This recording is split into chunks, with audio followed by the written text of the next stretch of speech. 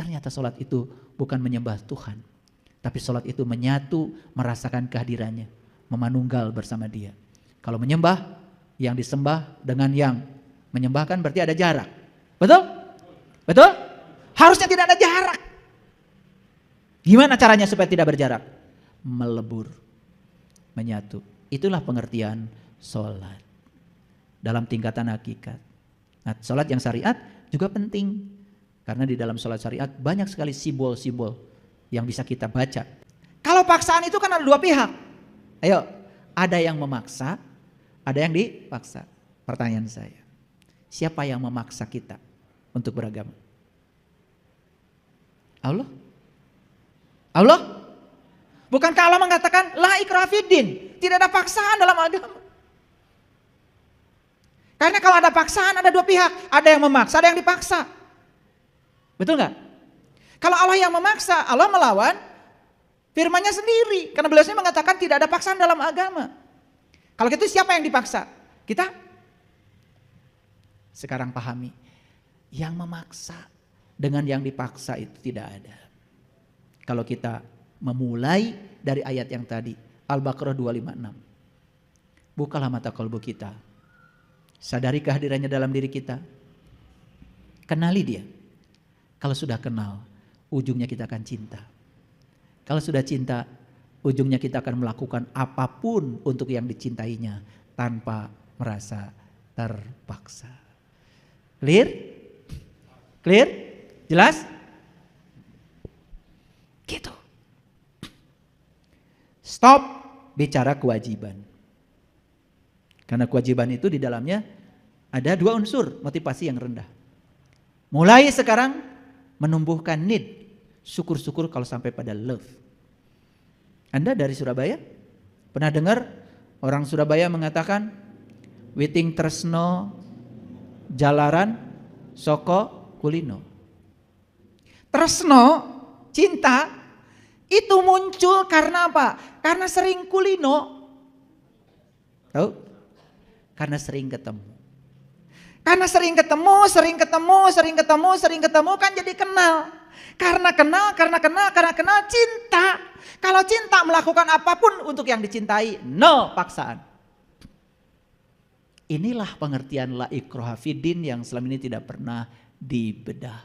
Padahal dalilnya sudah dikatakan leluhur kita di tanah Jawa. Witing tresno jalaran soko kulino. Dalam riset teori motivasi, motivasi yang paling tinggi adalah love motivation.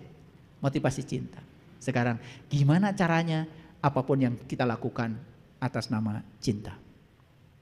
Jelas, cinta jauh dari kata paksaan. Tuh, coba kawin paksa, bisa? Bisakah kita mencintai orang yang tidak kita kenal? Kan ada tuh orang tuanya ingin anaknya dijodohkan oleh orang tuanya, betul? Walaupun anaknya tidak kenal, pokoknya kamu harus kawin sama si A. Begitu ada paksaan, di situ sudah ada pengkhianatan pada anaknya sendiri. Apa yang terjadi? Anak akan melakukan sesuatu bukan karena keinginannya. Menyiksa itu? Ayo, berhenti menyiksa diri. Walaupun bahasanya agama. Karena agama itu bagi saya menyenangkan. Saya dulu begitu baca hadis Nabi ya, ada 17 hadis Nabi. Kata-katanya begini dalam hadis itu. Ma'rifat adalah modalku, akal pikiran sumber agamaku, zikir adalah kawan dekatku, jihad adalah perangaiku, sabar adalah taman dekatku. Terus gitu, sampai puncaknya yang 17 itu adalah sholat adalah hiburanku. Wah, saya cari itu.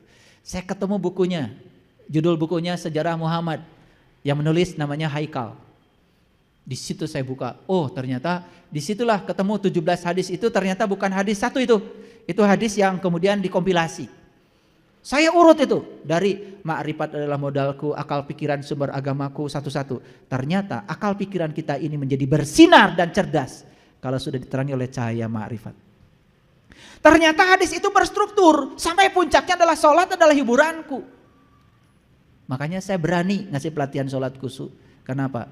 Saya sudah merasakan kalau sholat itu luar biasa, penuh sukacita. Bagaimana tidak penuh sukacita bersama Dia?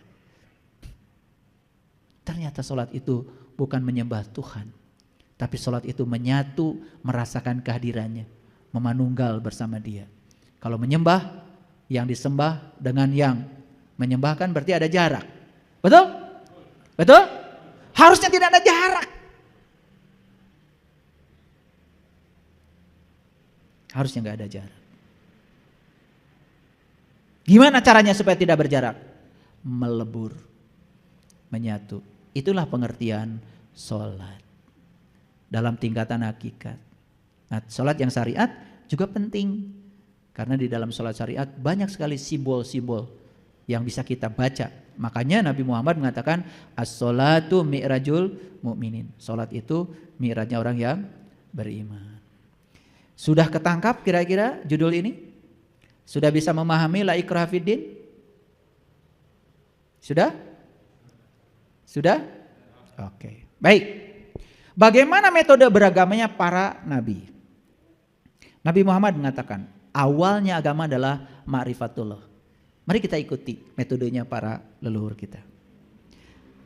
Kita mengawali agama dengan syariat dulu.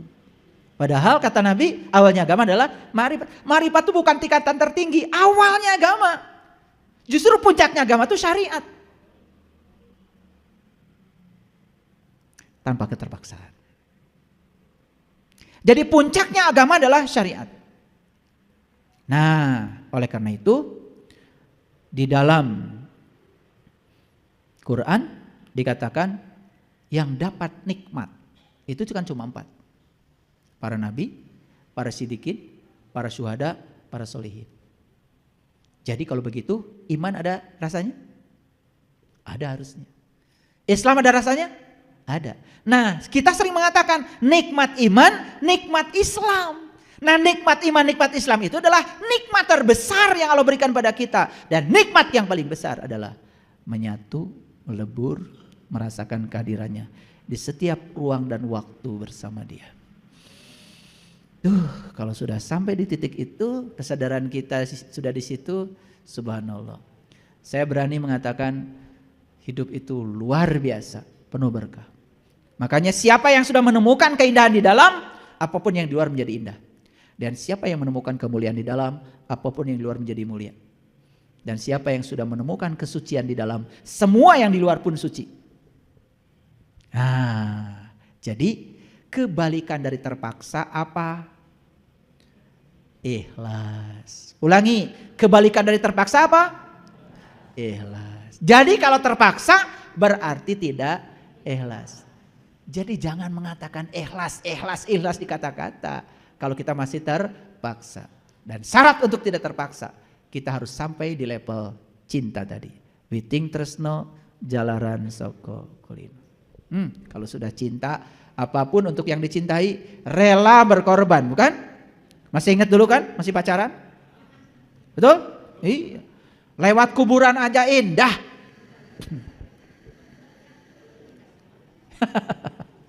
Itulah karena cinta itu membuat semuanya jadi indah.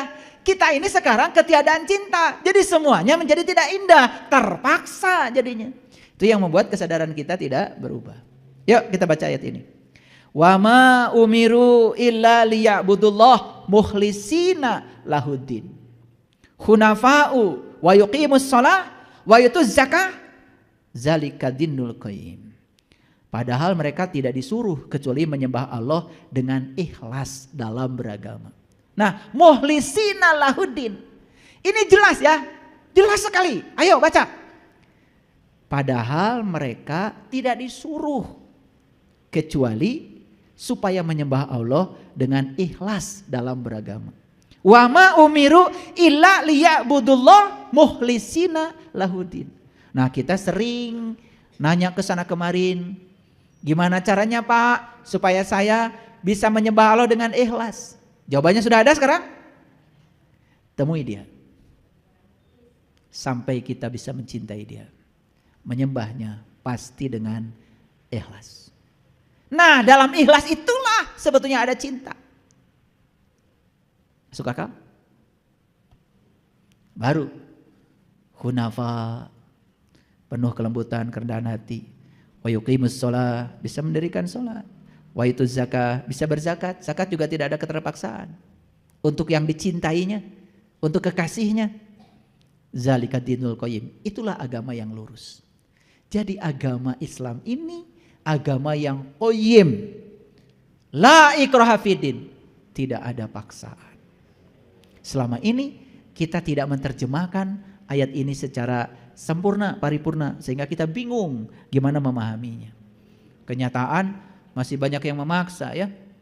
Orang lain tidak puasa, kita puasa, warungnya dihancurkan. Orang lain berbeda dengan kita dianggap salah. Orang lain berbeda dengan kita dianggap sesat. Orang lain berbeda dengan kita dianggap musuh kita. Jadi implementasi la ikraha fiddin ini belum nyata, baru banyak dibaca. Makanya hari ini saya membuka rahasia ini supaya kita semua mengerti. Baik, lanjut. Ini Quran surat Al-A'raf ayat 29. Katakanlah, Tuhanku menyuruh menjalankan keadilan. Luruskan wajahmu setiap memasuki masjid. Indah sekali ya. Wa aqimu wujuhakum inda kulli masjid. Pernah mengamalkan ini? Pernah mengamalkan ini? Mana masjid? Mana masjid? Syariatnya masjid ini. Ini. Luruskan wajahmu setiap memasuki masjid. Begitu masuk masjid. Gitu. Tidak boleh luak liak gitu. Awas. Ini sudah diamalkan oleh leluhur kita. Leluhur kita mengatakan, bubui bulan sangrai bentang, panon poe di sate. Di sate itu dipeleng, dilurus pandangannya. Aduh, kalau sudah sampai di situ, makanya kan sebelum lagu Boy Bulan, orang tua kita sudah menggubah lagu Manuk Dadali. Mesat ngapung luhur jauh di awang-awang, meberkeun jangjangna bangun taya karingreng. Beberkeun heula jangjangna, mesat ngapung luhur pasti bakal panggih jeung sangrai bentang, Boy Bulan panon poe di sasate, bray weh caang. Gitu. Nah, di sini ada perintah, luruskan wajahmu setiap memasuki masjid. Awas, begitu masuk masjid karena perintahnya. Begitu? No. Wajah mana? Bukan wajah yang ini. Wajah batinmu. Mana masjid? Masjid itu Baitullah. Allah mengatakan langit dan bumi tidak akan cukup menampung zatku, tapi kalbunya orang yang beriman itulah rumahku. Jadi begitu kita masuk Baitullah yang sebenarnya, maka kita akan berhadapan dengan wajahnya. Saat itu kita tidak bisa berpaling dari wajahnya. Luruskan wajahmu ketika memasuki masjid. Keren jadinya. Sudah bisa begitu? Nah, belum bisa. Maka setelah meluruskan wajah batinnya, itu yang dialami Nabi Ibrahim. Nabi Ibrahim kan ketika sholat, beliau juga mengatakan, Inni wajahtu wajhiya lilladzi fataras samawati wal ard hanifan wa ma ana minal musyrikin. Inna sholati wa nusuki wa mahyaya wa mamati lillahi rabbil alamin la syarikal wa bizalika umirtu wa ana awwalul muslim. Sudah bisa mengamalkan itu? Belum juga. Maka itu disebut doa iftitah. Iftitah itu dari kata fataha yufatihu iftitah. Itu artinya doa pembuka. Pembuka pintu kalbu.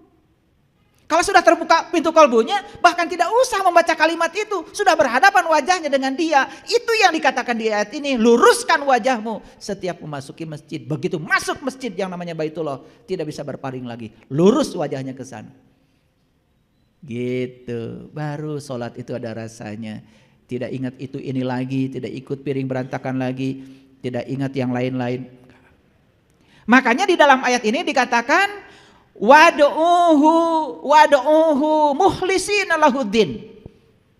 Undanglah dia dengan ikhlas dalam beragama. Jadi mukhlisina lahudin itu diulang-ulang. Setidak-tidaknya saya sudah mengkompilasi ada 7 ayat di Quran yang bercerita tentang mukhlisina lahudin. Itu lanjutan dari la ikraha fiddin. Jadi Allah itu luar biasa. Ketika kita dilarang ada paksaan dalam agama, la ikraha fiddin ngasih solusinya. Mukhlisina lahudin. Din. Tahu din?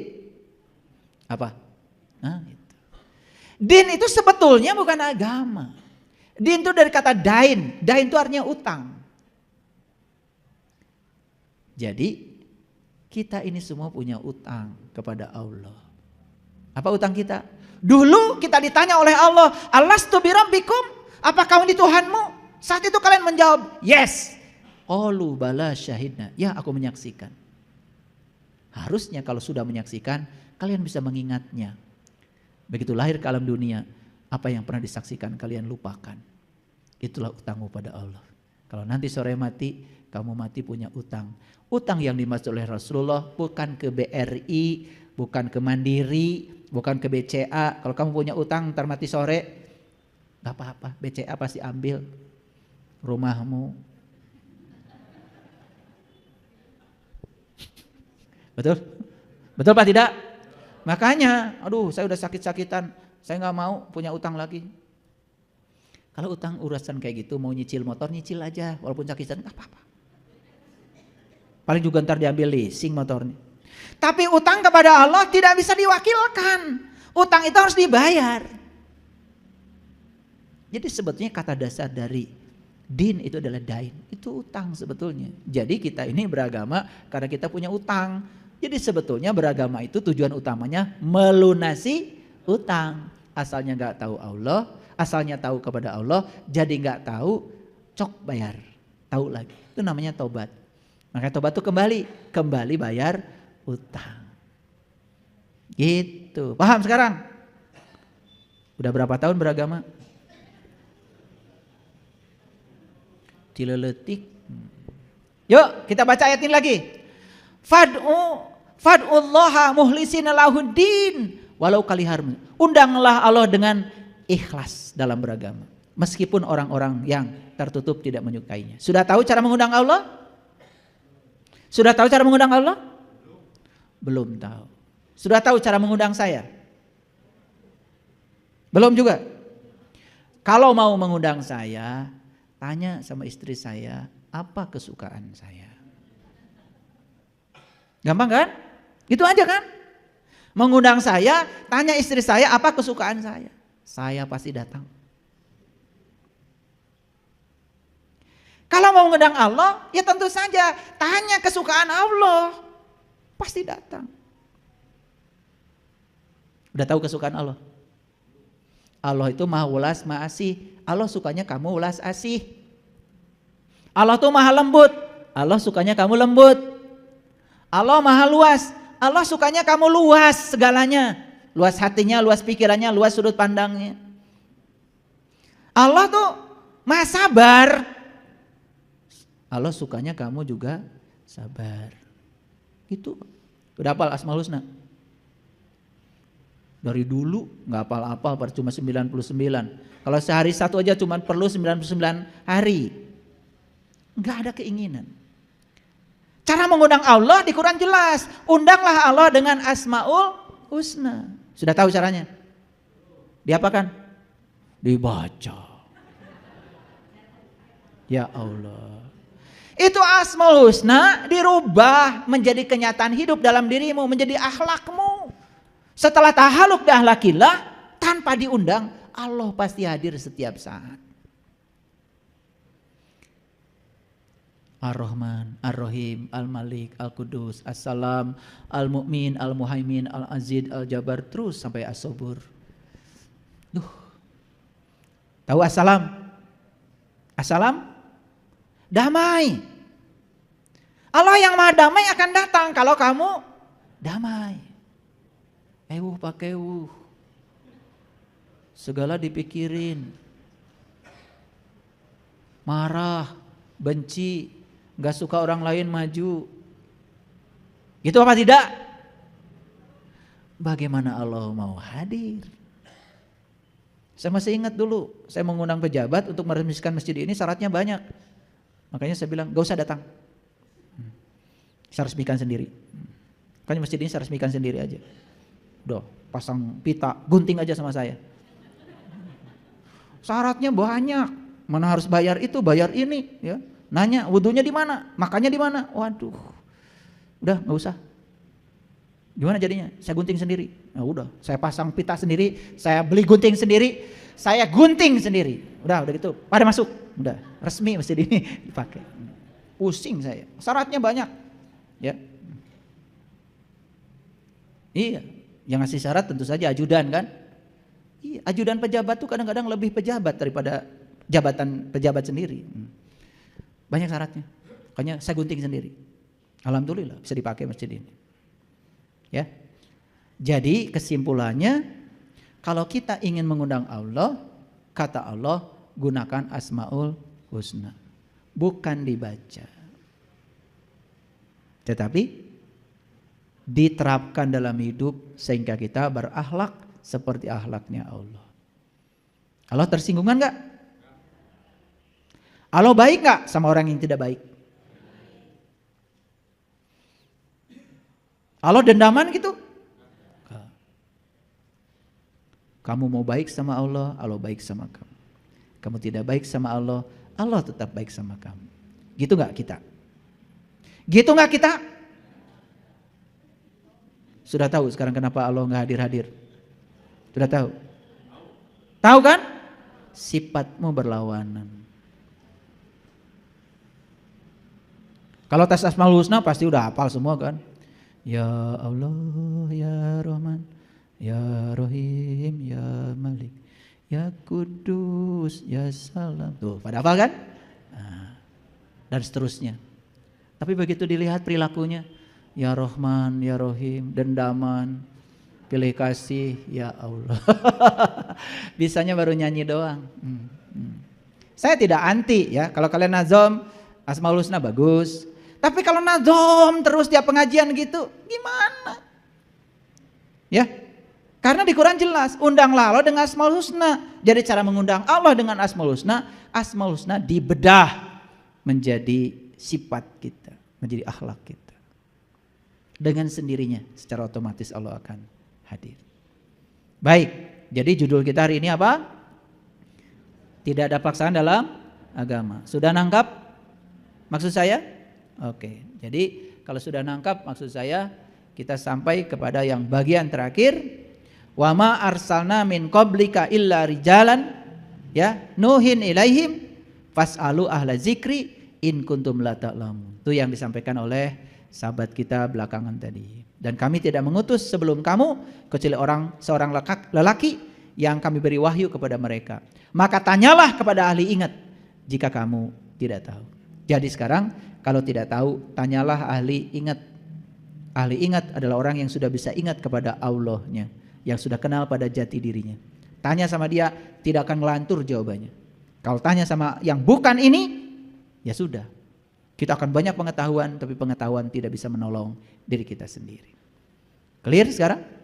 Yuk, kalau sudah jelas, berarti saya tutup dulu. Karena kalau saya teruskan kajiannya terlalu jelas, malah nanti jadi tidak jelas. Terima kasih. Assalamualaikum warahmatullahi wabarakatuh.